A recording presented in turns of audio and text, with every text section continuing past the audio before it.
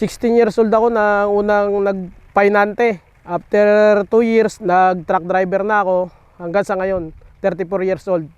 Mahigit isang dekada na truck driver, Visayas, Luzon, mga biyahe. Pagka medyo naglilib at nagbabakasyon, papatanim tayo ng mga gulay, kamatis, talong, okra, ampalaya, palay. At ngayon ito, kasalukuyan nilang tinatanim, sibuyas puti at pula.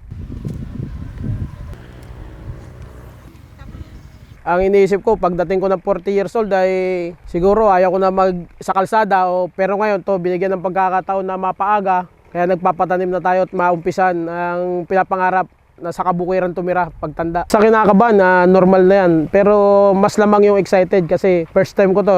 Sana makapag-down ng truck at makabiyahe kami. Magtuloy-tuloy, makatulong sa mga magsasaka dito sa San Jose.